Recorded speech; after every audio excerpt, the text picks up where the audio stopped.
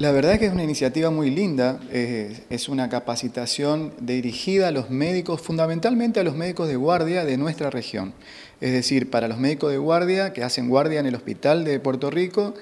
los médicos de los CAPS, los médicos de Garuapé y de Capiobí. Y hubo una muy buena concurrencia,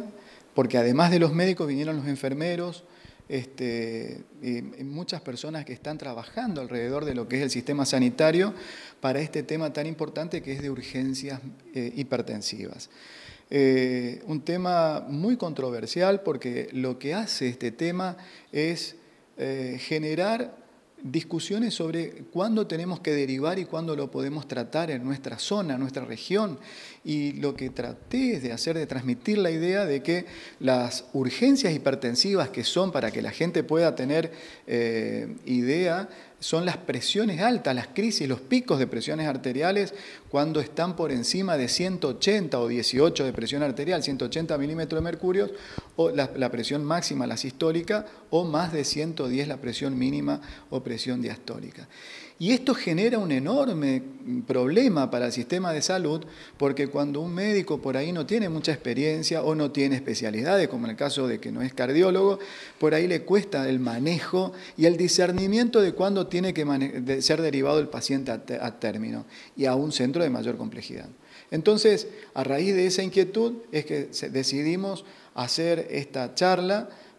para poder hablar todos con el mismo lenguaje y que en nuestra zona, tanto los hospitales nivel 1 como los hospitales nivel 2, puedan saber de que tienen la posibilidad, al conocer, al trabajar sobre este tema, de manejar los pacientes en nuestros hospitales, en nuestro hospital nivel 2 de Puerto Rico, en las salas en los hospitales nivel 1 de alrededor, de Capiobí o de Garuapé. Y bueno, eso fue la charla, ver en qué momento derivar,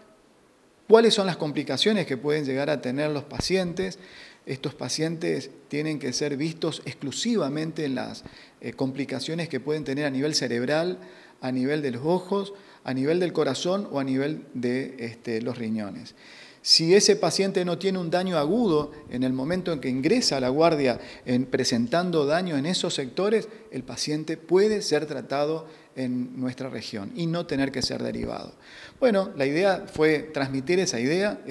la charla fue al respecto de cuándo diagnosticar las complicaciones, cómo hacer ese diagnóstico y después el tratamiento que llevaría el paciente. El tratamiento también fue un momento donde se hizo mucho hincapié, digamos, si bien no viene al caso mencionar específicamente la utilización de uno u otro medicamento, pero digamos es un factor también sumamente importante a la hora de saber qué cuestiones corresponde y qué cuestiones se pueden atender en esas emergencias cuando se trata de un paciente que justamente no es recepcionado por un cardiólogo o un especialista, digamos, que esté más entrenado en ese tema.